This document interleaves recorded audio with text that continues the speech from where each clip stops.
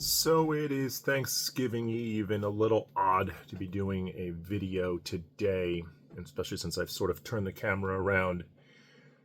This is sort of a video to talk a little bit about Omaha Haunt, how it evolved, and really to thank everybody that's ever stopped by on Halloween, before Halloween, while I'm putting everything away for 1 or 2 weeks. And it's sort of a thank you to everybody for being respectful of our property, of our decorations, and just coming by and enjoying them. And kind word or two. We do spend a lot of time and effort and thought almost all year long thinking about what we can change, what we're going to do differently, what we want to add, subtract, what we're going to put back up in the normal spot because we don't have anywhere else to put it. I do get asked a lot of the same old questions. How long does it take you to put up? I did calculate that 1 year, and I will never do it again because it was an insane amount of hours. Putting it away, although takes less time, is becoming more challenging because of the space to put everything somewhere. Garage, basement, shed, wherever it may be, becoming more and more difficult to find a place for some of these decorations. The other challenge is year after year trying to do something slightly different in certain areas, having some new ideas. Where do we put them? Where do we not put them? What decorations do we retire? What do we retire for a year? Put away for a year? What do we bring back? This year was really challenging. This was 2025's Halloween, and we had a horrible day. The wind was very, very strong, made it extremely difficult to put anything that's Halloween only, and a lot of those are animatronics that would have just got swept away. So we did put out some. We do use a remote control to use them as jump scares, pop them up at the right times as people walk by them. As many people start coming to the house, it's very difficult to time it, so we'll just press the buttons randomly on a remote. We would wire more than we did this past year, but we could only do what we can do this past Halloween. It was still very successful.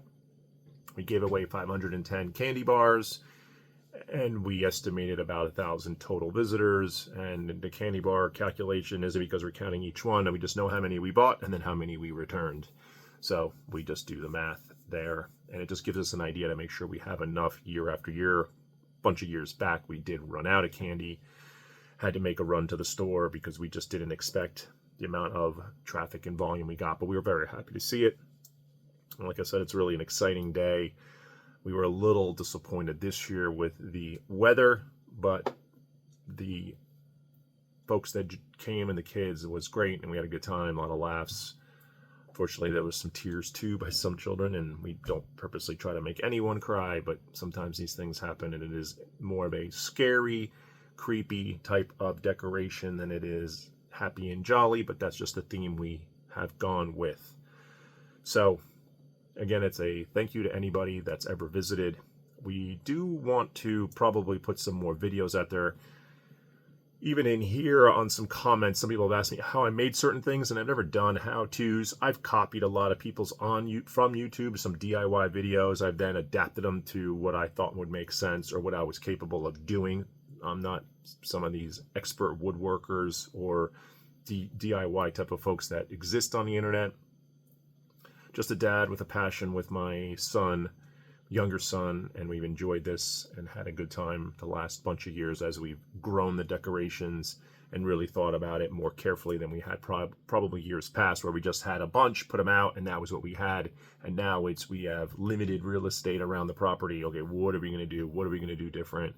Is there a way to enhance an area? Is there a way to get rid of that area, move an area? So a lot of different things we think about every year and then strategize for Halloween day, what we're going to do, what we're going to put things, and then those are just out for Halloween only. Not everything stays out all year long. Some of these things aren't really meant to be outdoors, so we just bring them out for Halloween. So if you've only visited outside of Halloween, it is nice to come visit on Halloween to see some of the other things we do put out and to just see the general number of folks that are there going in and out and enjoying themselves. It's a pretty decent scene, and we've been happy to do it. Hopefully we're putting some smiles on the faces of our neighbors, of our community. That's really why we do it.